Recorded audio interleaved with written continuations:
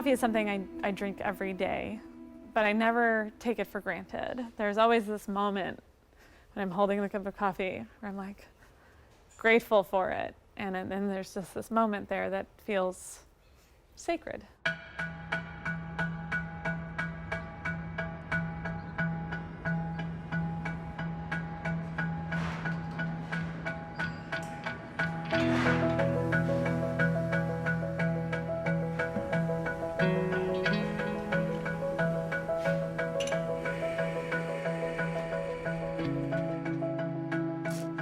There are these moments when I was very young and my parents would drink coffee and begging to open the can. You know, it's like, it was vacuum packed, like, it smells so good. And then there was that tension, of course, because it was like, how can something that smells so great taste so horrible? And I think it was that tension that made it mysterious and interesting. I think the thing that got me most excited in coffee in the beginning was taste, like what's inside that cup.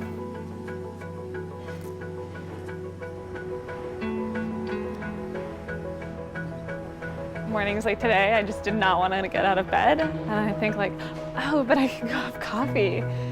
And it's like, that thought never gets old.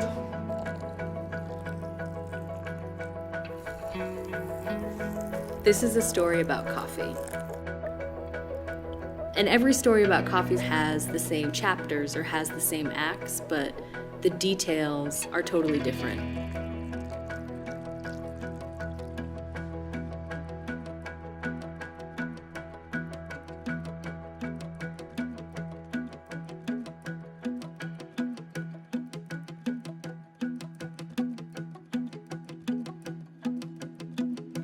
When you talk about the idea of specialty coffee versus commodity coffee, I mean, they're two entirely different things, and when you look at who actually understands it, it's remarkably few.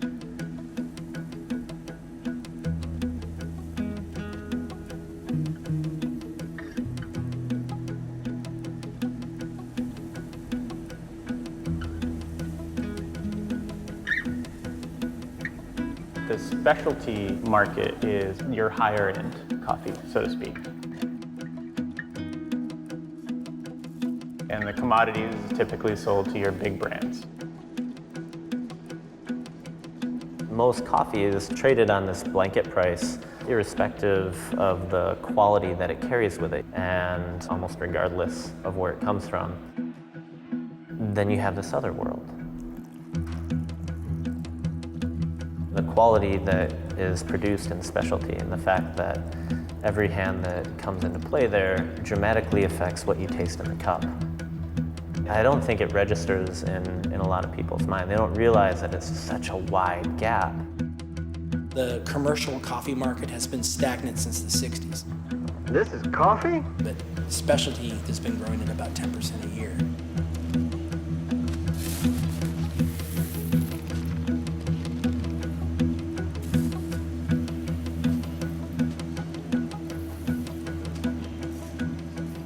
A lot of it's just putting it in people's hands, like, just try this. People experience something and find out, well, why does this taste so different? You know, what is it about it that isn't what I would assume coffee to be, you know?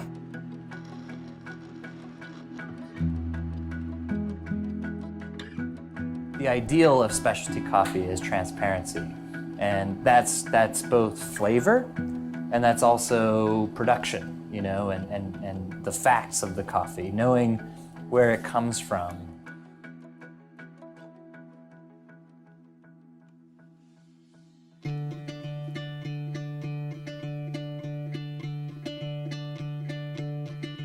If you look at coffee historically, Ethiopians have been drinking coffee since 500 or 600. And hundreds of years ago, people took coffee from eastern Ethiopia to Yemen. And then coffee went from there to Indonesia. Then it went from there to a greenhouse in Europe. And one plant was taken from there to Martinique. That one plant became the forefather of all the coffee that was grown in Latin America for a long time. All that time, coffee's been special and treasured and unique and precious. And it was only relatively recently, historically, that it became ubiquitous, you know, like the 20th century. honey, this coffee is the greatest. That it became commonplace in everybody's house, easy to get to, you know, you just go down to the corner, every restaurant has it kind of thing. That's a historical anomaly.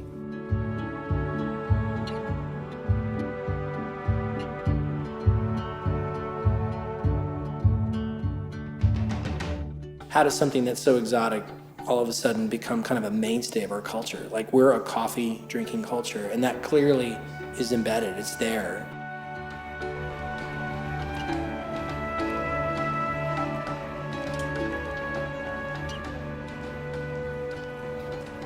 There'd been in the 90s this sort of boom mentality, like Starbucks is growing, everybody's growing, drinks and syrups and everything. It was this fiesta of coffee.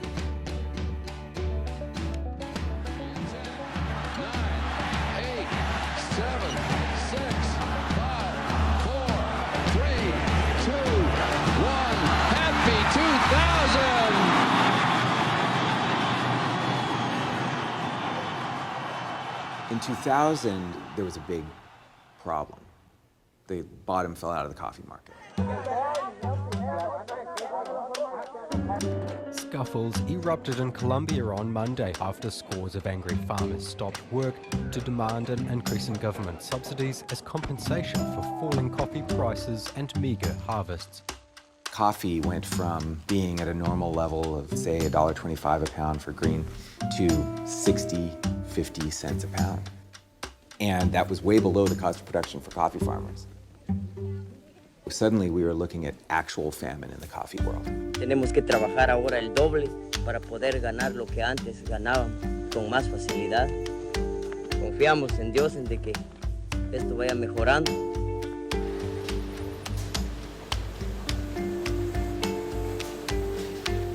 Commodities are by nature interchangeable. That's what commodities are.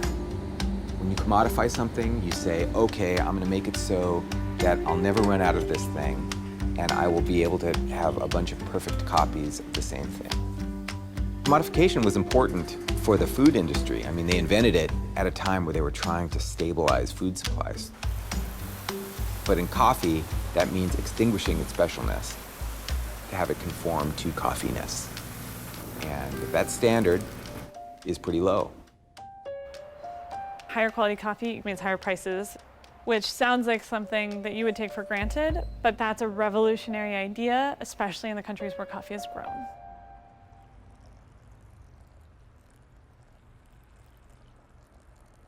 I think truly good coffees are harder to get, you know?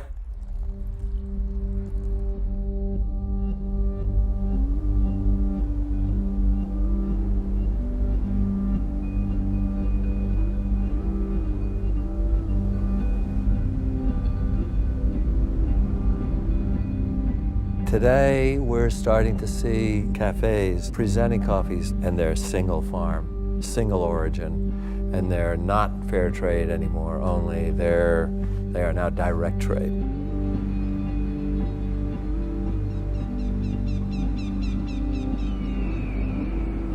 This has now brought coffee farmers who are really caring, who are real craftsmen. It's allowing them for the first time to be independent of the commodity market and the swings that take place, where for years in a row, they could be paid under the cost of production.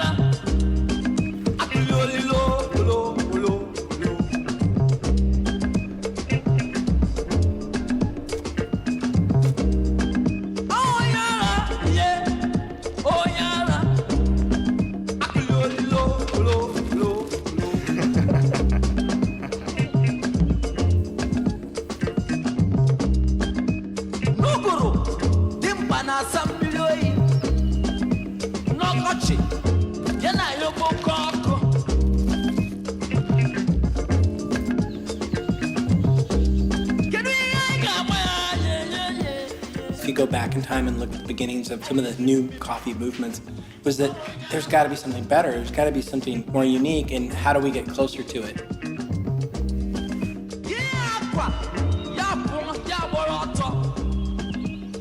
The DT, the direct trade stuff, the incentives are based on performance. And if we're able to assist and help, we can't do it from here.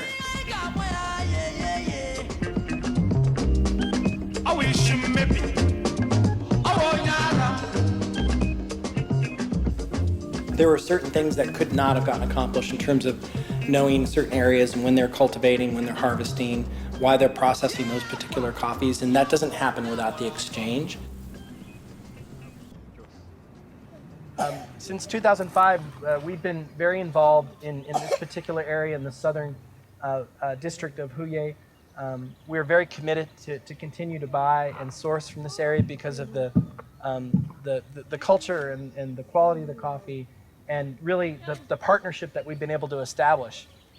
Without all of the layers of people that are involved to bring coffee to our market, it wouldn't work. So it's not just a business transaction, but it's a partnership and it's a relationship. We're really trying to make sure that we reinforce not just the buying of the coffee, but the things that help build communities. You know, that's a big part of it. avuze ku bijyanye na kiriya kibazo cy'amazi cyari kiri mu ruganda kiriya cyakemutse. Even the more expensive $7 a cup coffee that people see in their boutique cafe is underpriced with the amount of hours and labor and everything that goes into it.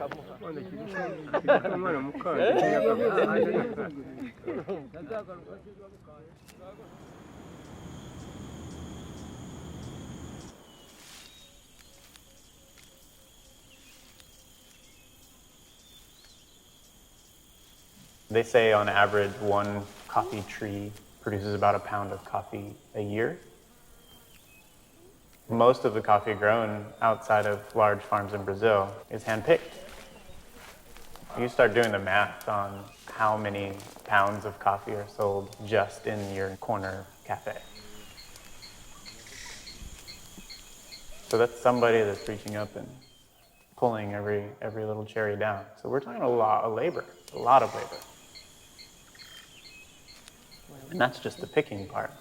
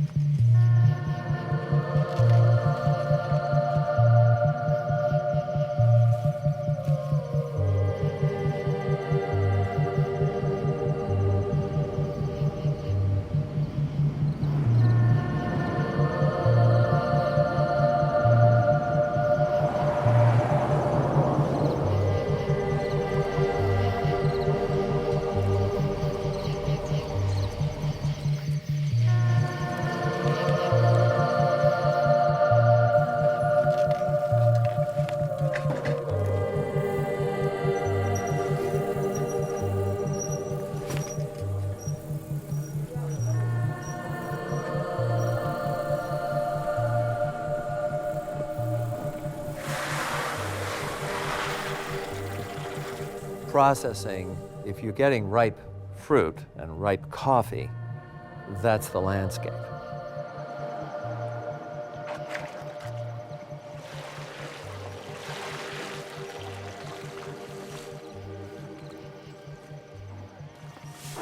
So now you've picked the beautiful landscape. But the processing is like the window through which you see the landscape. If the processing isn't perfect, your window's dirty. All of these things involve tremendous focus on the part of the people doing it. It becomes critical to find coffees that are done with that kind of artisan attention to detail and commitment.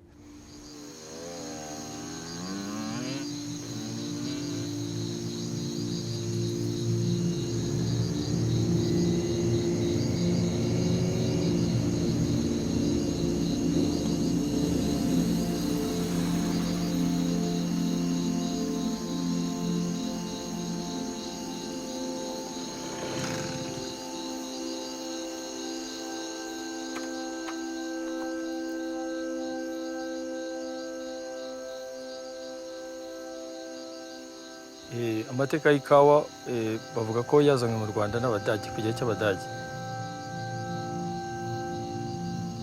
Mu myaka ishyira 1895.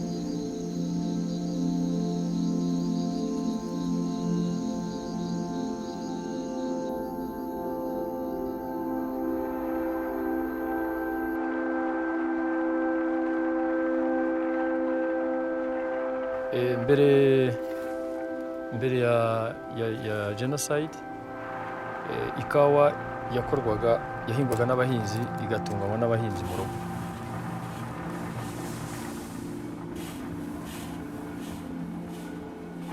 Aho genocide irangiriye, leta yashakishije uburyo yafasha abahinzi kugira ngo bagire inyungu mu byo bakora.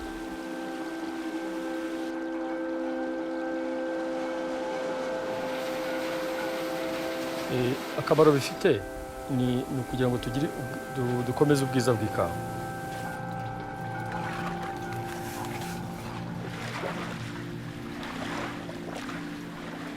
Hanyuma iyo uvanyemo ibintu byiza mu murima, uruganda rugufasha kubibungabunga.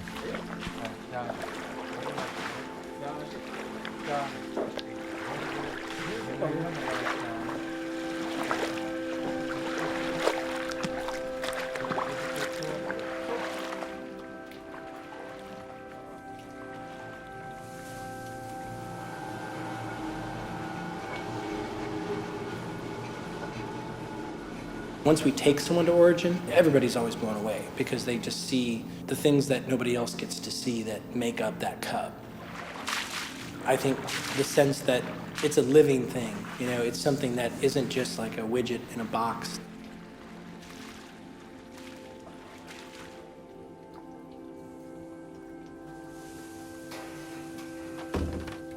All the while, there's tons of challenges that could get in the way of the quality. In Rwanda, like we saw that, there isn't some fancy meter to come in and make sure that the coffees are ready to come out of the fermentation tanks. It's done by hand, literally, or, done by feet, like we talked about, where people are trying to move that mucilage, that honey goo substance off of the parchment.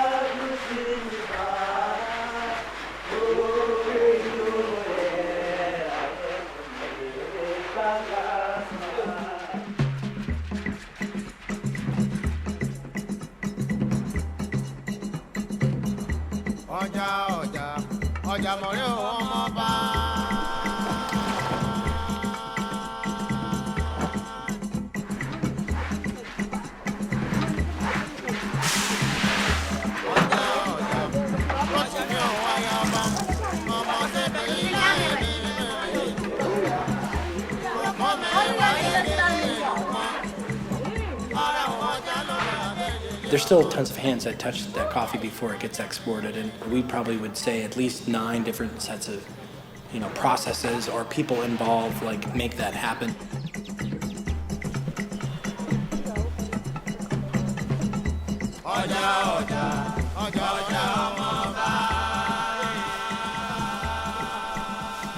All of the drying, making sure that coffees are evenly turned and so that they're consistent. Those are just a couple examples of like just having to hand care for coffee.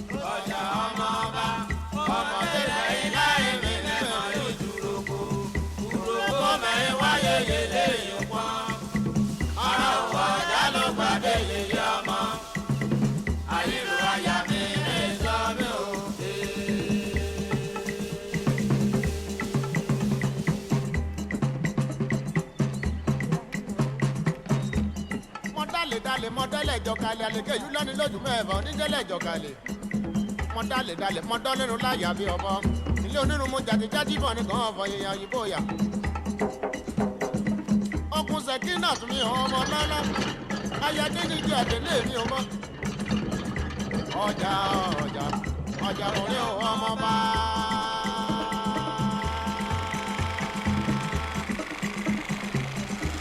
Ọjà. Rọ́tì ní ayaba, ọmọdé bẹ̀yìn láyé mẹ́rẹ̀ẹ́rẹ́ ìdúrókò. Ìdúrókò mẹ́wàá yẹyẹ ẹ̀yìn pọ́n. Ara ọjà ló wà dé yẹyẹ ọmọ. Àyínú ayà mẹ́rẹ̀ lórí o.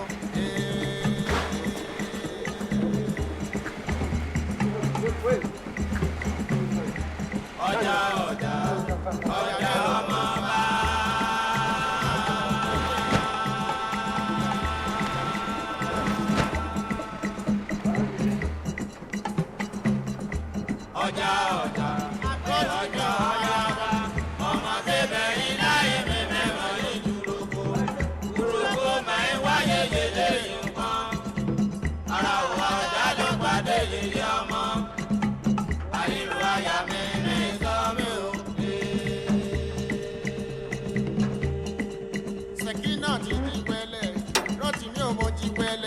Ọjà ló gbadé jí wẹ̀lẹ̀ káre náà lé.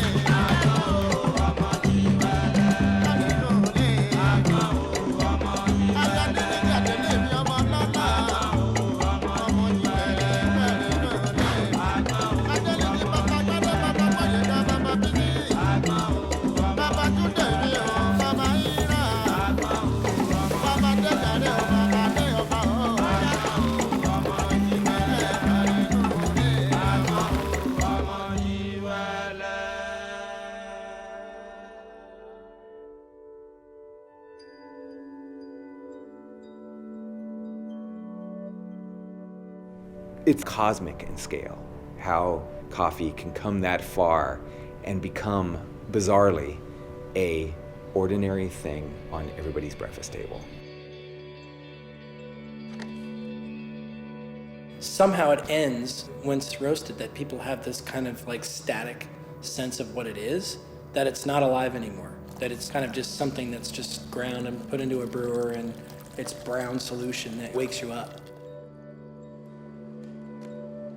After people started working with farmers, trying to celebrate individual coffees and individual producers of coffee, then you wanted to accentuate the differences, the nuances in the coffee. What made it special? That led to lighter roasting. Those super unique coffees tend to be, from the minute you look at the samples and start to examine them, you know that like this looks good. And even when we sample roast, a lot of insights gained. So when Craig is roasting, he's seeing things that are developing in the coffee, and before he even cups it, it's like kind of a window.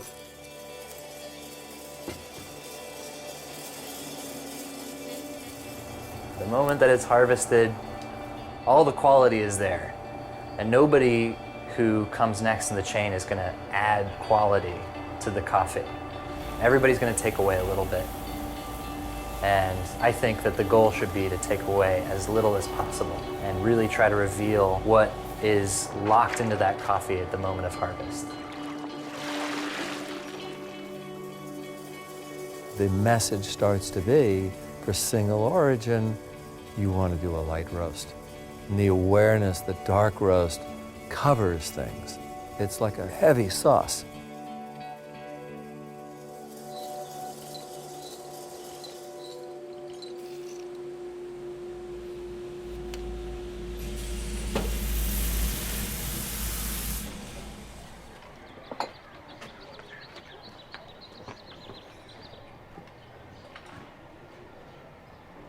Well, I think there's that sense of that there's something still undiscovered in a way, like maybe from more of a flavor point of view.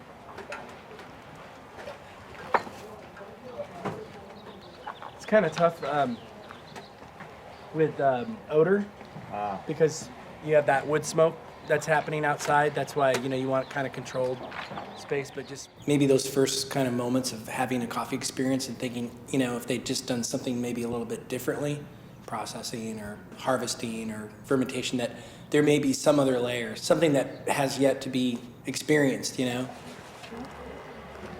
then we might backtrack and find out, oh, well, there were some different varieties in that particular outturn. I thought there was potato. Yeah, it's really strong. I think it's best just to leave off. And then we'll give that flavor feedback, and then that kind of sounds off for people that are at, on the producer side saying, oh, that's interesting, you caught that. Once we grind, you really have about 30 minutes maximum, really, before you start losing some of the aromatics.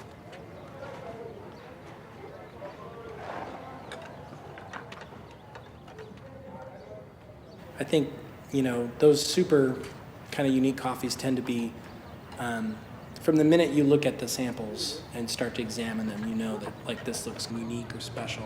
And now all I've got to do is try to bring that back. I can't tell you how many times over the years you would get coffee and just be so excited about it at origin, and by the time it landed, it's not even a remnant of what you thought it was when you tasted it there. That's changing. So it's kind of like that pursuit, that there's something out there that could be even more extraordinary. Definitely, they're right in the zone right now, so.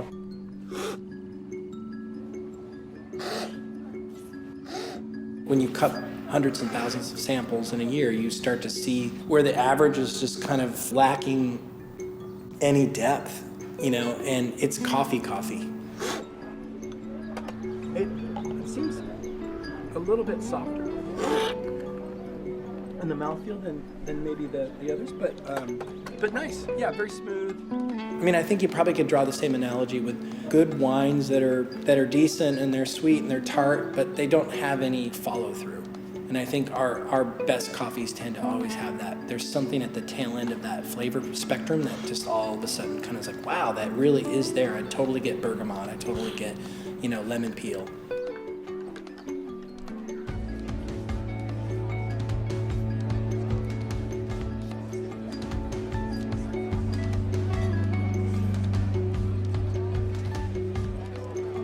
Cupping is sort of the international standard for how we score coffee. And it's the same procedure whether you're in Brazil or Kenya, Ethiopia, Canada, wherever you are.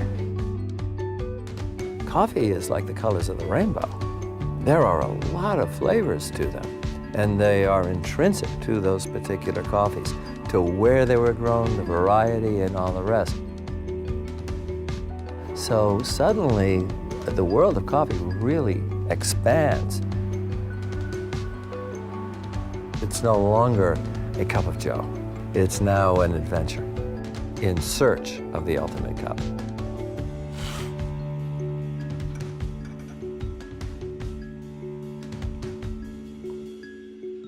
The more you taste and the more you start to taste better qualities and open new doors, you really find that how you make the coffee, how you brew it, starts to change as well.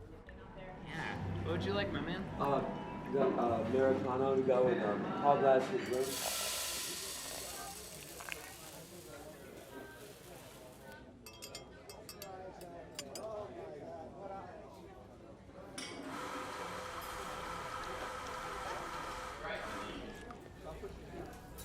Today, I'm much more into drip with a paper filter. I like a very clear cup. So I don't want any sediment plugging the pores in my mouth and reducing my sensitivity to the flavor notes.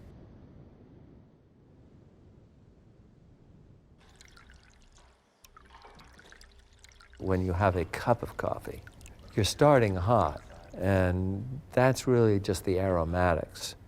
A great light roasted coffee is very mild at that point, almost watery in many cases. Let it cool. Take time.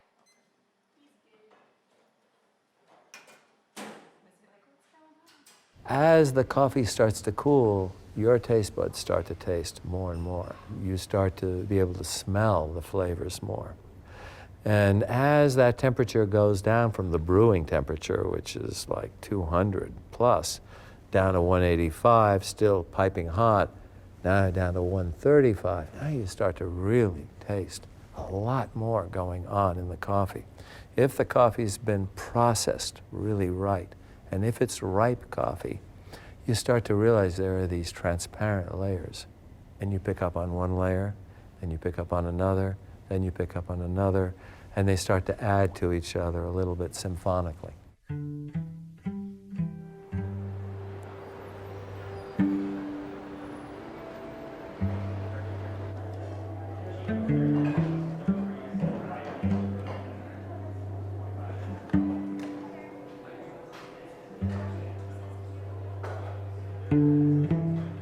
Well, the siphon was invented in the 1860s, I think, by a Scottish marine engineer.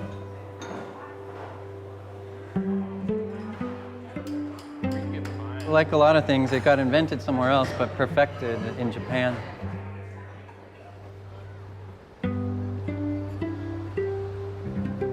I really wanted to have a siphon bar. And then I was scouting around locations. When I walked into the space, it was so beautiful, like the elegance and the verticality. It's like, oh, this is the perfect place to have a siphon bar.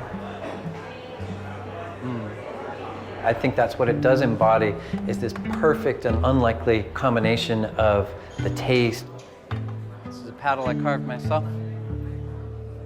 The theater of it. I don't want to boss it around, I just want to nudge it a little bit. The gear is super cool, the light it produces, so you get all of those things. Just symbolically, think about coffee like taking 5 seconds and going out of a tap, there it is. Versus coffee being a process that you get to watch and participate in, and then somebody hands it to you, and it tends to be more beautiful, and that's a huge symbolic change.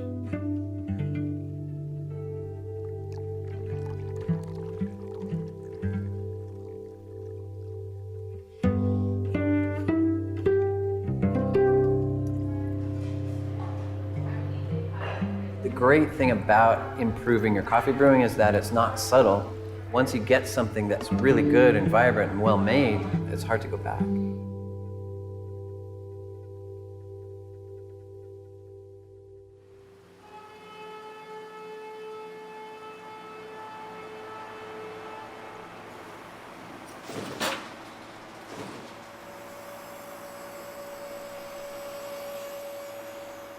Even though we see in the US a lot of popularity with brewed, filter, pour over drip coffee, espresso is still captivating a new audience.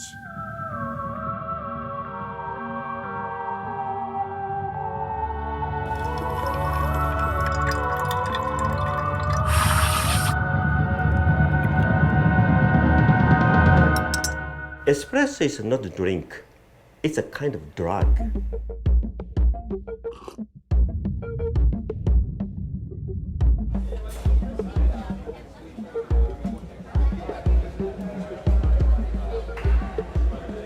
That's why my espresso is less than 1 ounce. Sometimes it's a half ounce. Doesn't matter if it's bigger or small. Most important is invited to the other world. Same as a drug.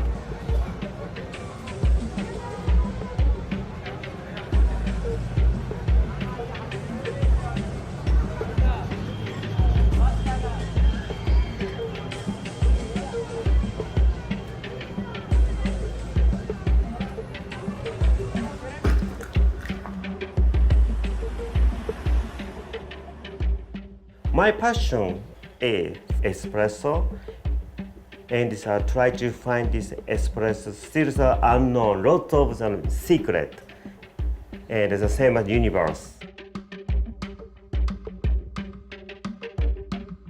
We are totally different other coffee shop in Japan and also the shop in the world, more individual.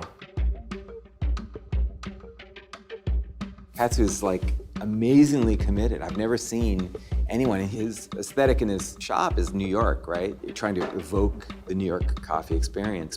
But man, he approaches it in such a disciplined and perfectionist way. I've never seen anything like it. Dude won't open his shop until he feels like the coffee's right in the morning, you know?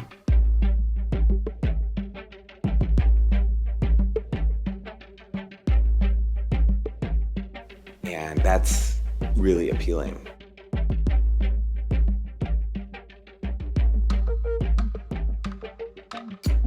Thereupon this philosophy.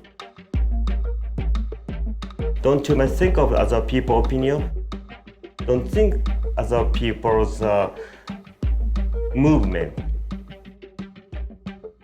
There's all this focus on drip coffee, and then there's focus on espresso. And really they're the same thing. This one just has pressure added. It's totally different. Definitely water is different, hard and soft, and also the moisture and temperature are different. I'm excited people exploring what the real effect of that is and kind of breaking down the barrier of what espresso is versus what drip coffee is and demystifying espresso. Flavor depends on behind culture. Service behind is society. Everything individual, totally different. Cannot say good or not. Just I want to say, I'm just on the focus, sexy. Coffee people have to be sexy.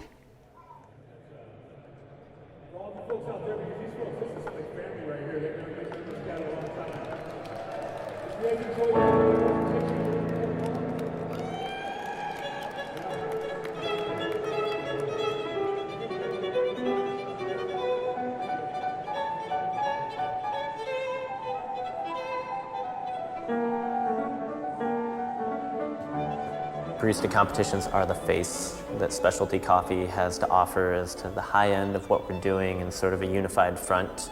It's a chance for us to say to the media, hey, look at this, look at what we pay attention to, what's important to us, how legitimate we are. Part Olympics, part dog show, part personal crisis.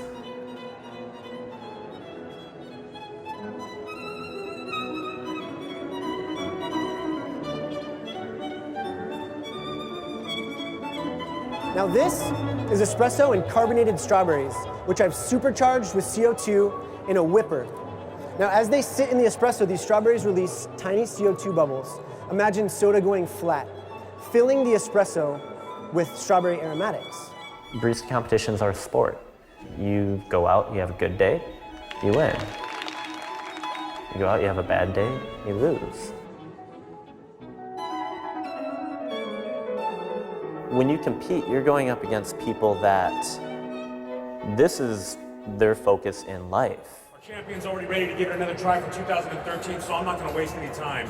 Katie Cargiulo from Counterculture Coffee, Brooklyn, New York. Thanks, Carrie. A great cup of coffee for coffee people is really complex, but I want to be able to explain it to people so that they can start to dig their heels in a little bit and understand what makes coffee what it is.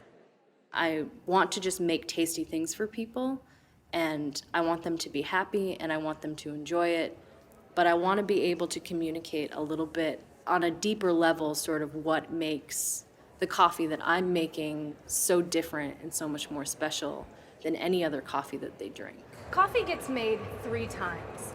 It's first made at the farm when cherries are harvested and then they're processed and dried to become beans. It is next made at the roastery, where beans go from green to brown. And roasters use their machines to balance out the flavors in the coffee with flavors that are created by the roast. And the last time it gets made is when it's made into a beverage. And this kind of gets all the credit because this is what people see. They see it in their own homes, they see it in cafes, and on special days, they see it on barista competition stages. So any day that you drink a coffee, these are the 3 acts of its story. So as a customer, your experience of a beverage is not just limited to the flavor. And that's really what I like about cappuccinos is that they're very pretty and they're served with a visual representation of the skill of the people that make them in the form of a little heart or a delicate flower, which is in and of itself a visual representation of all things romantic. And that's sort of how I feel about cappuccinos, and it's what I like about being a barista, is that we are the people that get to romance people into the world of specialty coffee.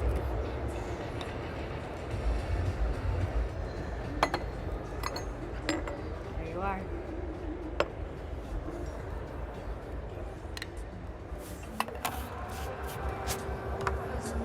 All right, I hope you've enjoyed your experience today. Thank you so much for being here. Time.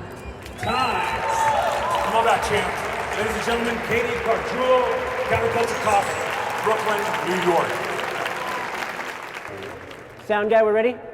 You are. Go ahead and press the start button, brother, and take that 15 minutes on. Devin Chapman.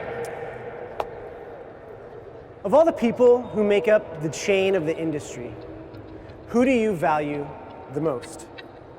Had the opportunity to ask this question to one of our producers named David Mancia while visiting his farm this past October.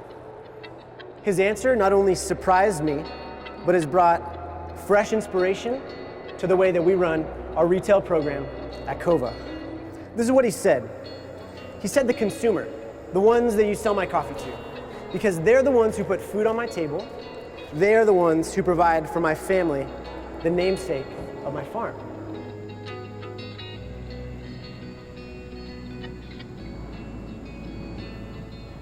Me llamo David Mancilla Ortiz.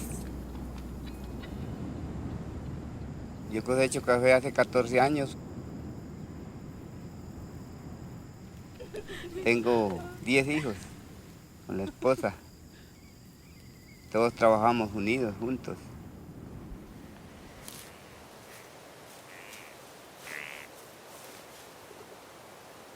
Y ellos arreglan el café a buena hora. Ellos lo expulpan, ellos lo jalan, ellos hacen todo.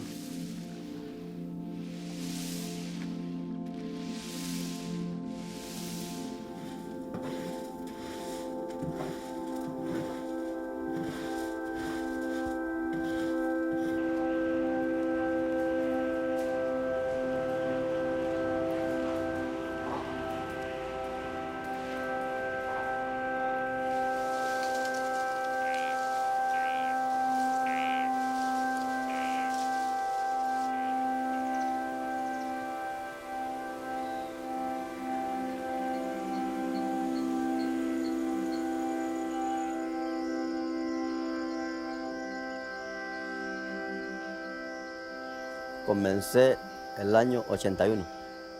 Desde ese tiempo para acá he estado cultivando café.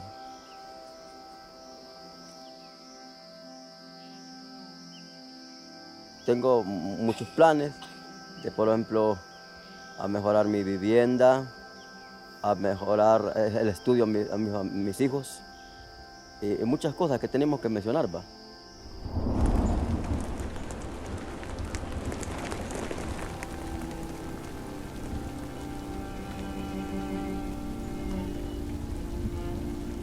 Mi café tiene buena fama, aparte de eso que la elaboración que le dan muy bueno, magnífico.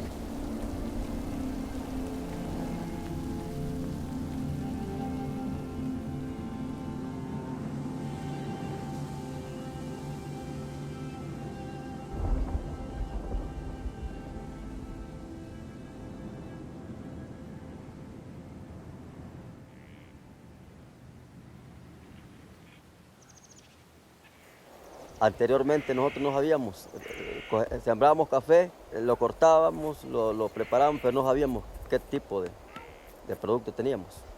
Hasta hoy que ha llegado. Bueno, pues muy buenos días a todos.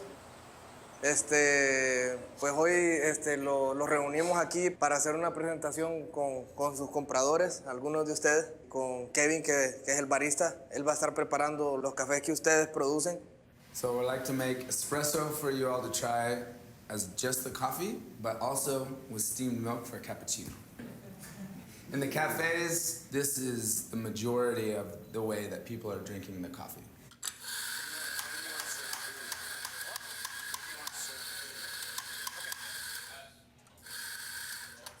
Today we have espresso from La Piñona and Las Flores and Las Manos. Entonces hoy van a probar expresos de La Piñona, que es de Don Sebastián, de Las Flores, que es el café de César, y de Las Manos, que es el café de Alex.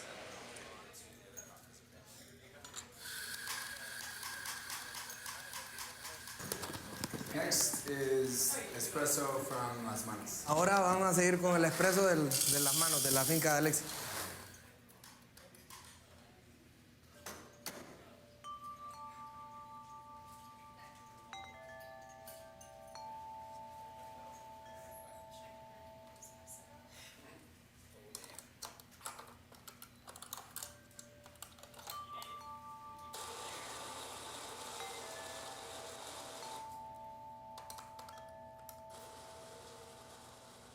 Pues ahora pues tenemos mejores beneficios con los precios que tenemos actuales, porque él a mí me dijo que me lo iba a comprar por toda la vida. ¿Verdad? Dice Kevin Sebastián que a él le gusta el cappuccino del café suyo así, con 2 expresos. Queda más fuerte. Queda más fuerte. Ahí ve. Más fuerte que este. Sí.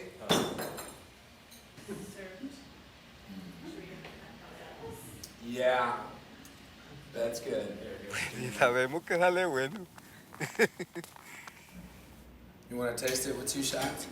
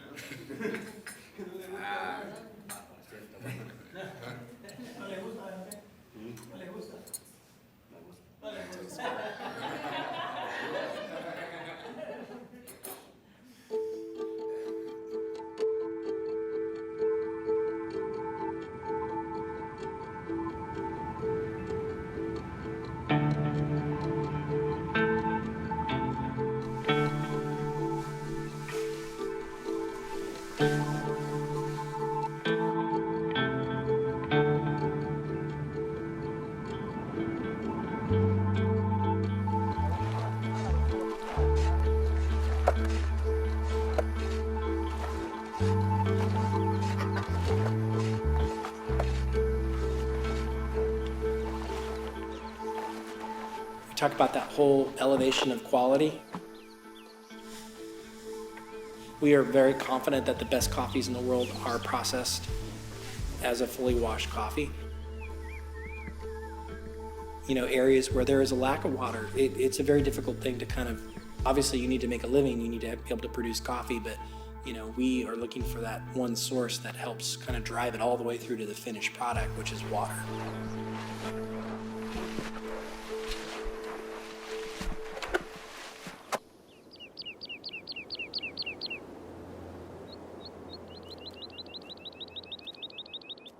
ikibazo cyo kuzana amazi ni ukubera ko umwaka ushize napfushije karite kubera amazi, kubera ikibazo cy'amazi.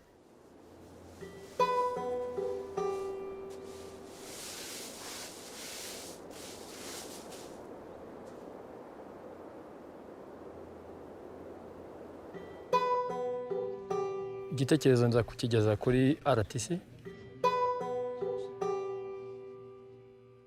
bambaza igisubizo cyacyo niba hari icyo mfite,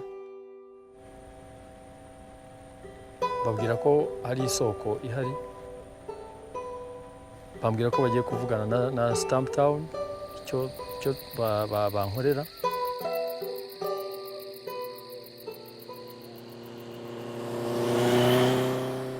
David explained it to me later. People are walking up to 2 kilometers to another area where there is a water receiving station. And if I just brought it down and irrigated it, then I would be able to accomplish what I need as a company and as a business, but I also could help the community.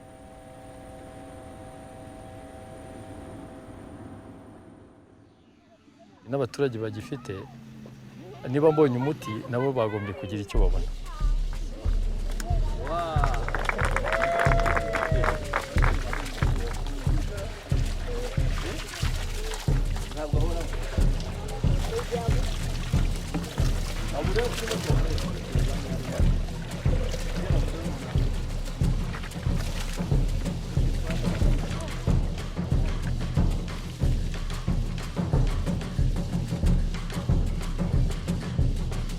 It's like one of those win-win things where it's like we're going to be able to do a lot more with just putting this infrastructure in place that really wasn't there.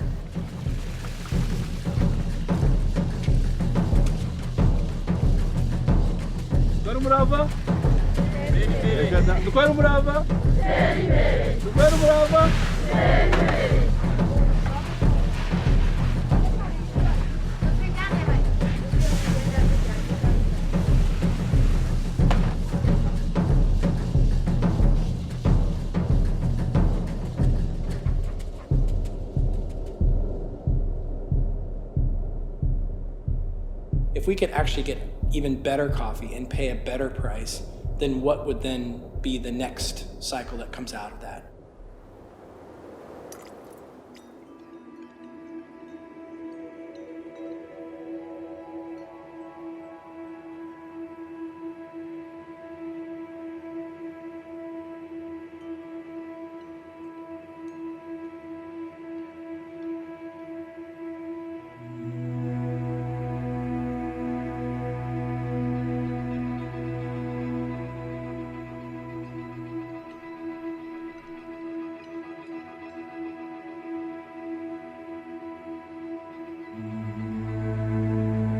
Coffee rewards practice and discipline.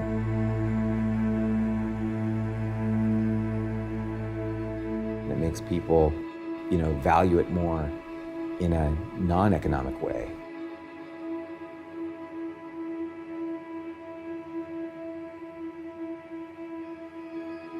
The idea of craft and perfection and doing it over and over and over and over again until it's perfect is so good for coffee.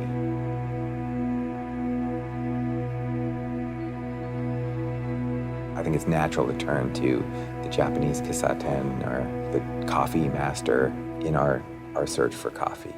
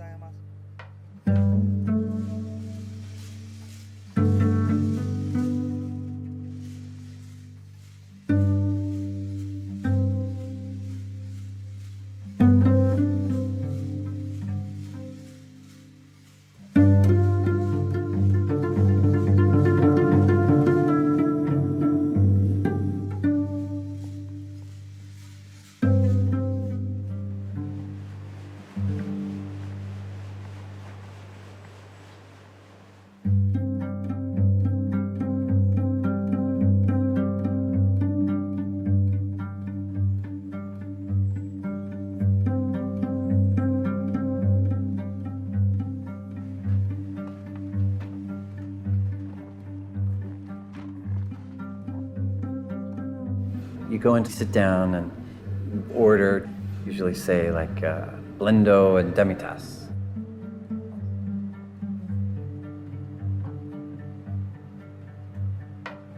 Then there's this wall of cups behind the barista, and he'll turn and look.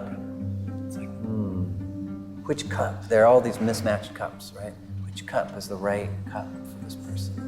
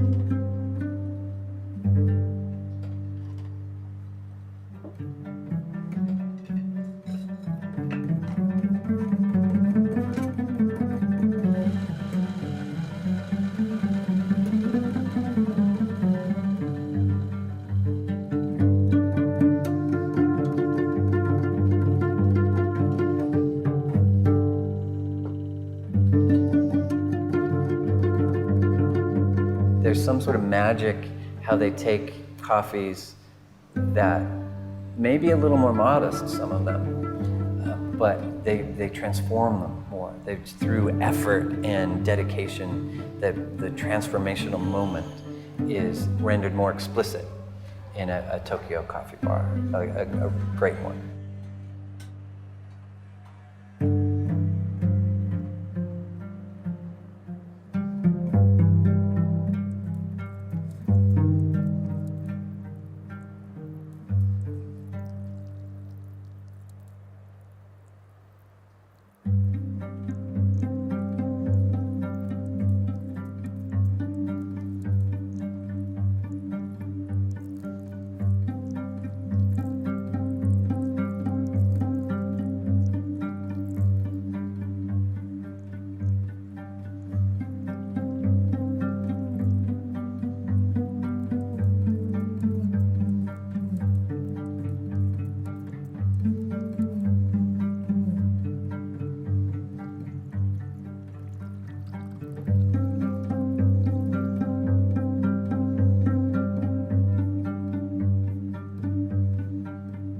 Coffee can be just like this glorious 5 minutes. Like, it's not a commitment. Dinner is a commitment, you know? If people associate that with being something rare and beautiful and difficult, they're more likely to appreciate what's in their coffee.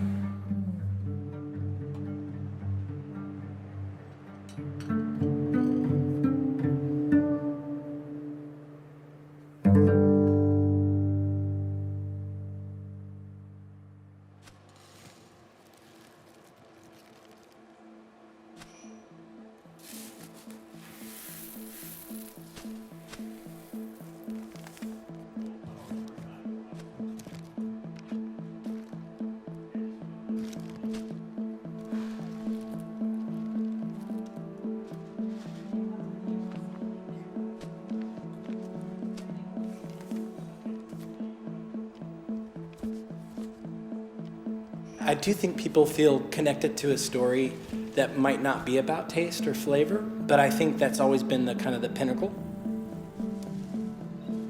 I could have something that's just subpar, but an amazing story about how maybe we've helped people in their communities and their villages to improve what they're doing, but it's got to all kind of come together.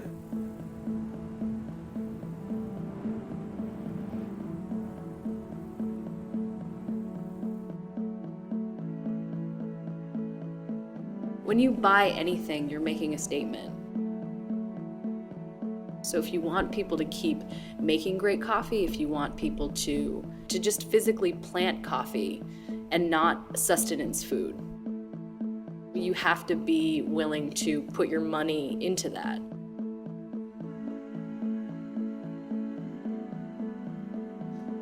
Next, for the ripe coffee of If we want coffee to keep being great and tasting great, in a way you can't buy the other stuff. The group I see now have pushed the envelope much further and continue to do so. And even if one generation sort of reaches its groove, there's another set coming right behind it, pushing the envelope still further. And that's a really exciting world.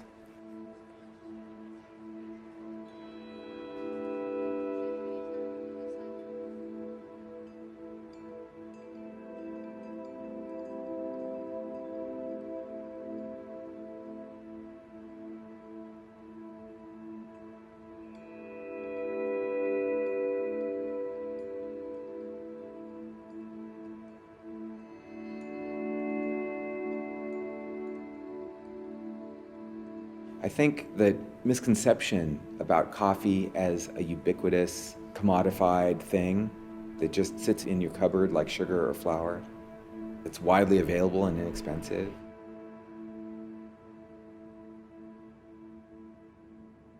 That's not what coffee is.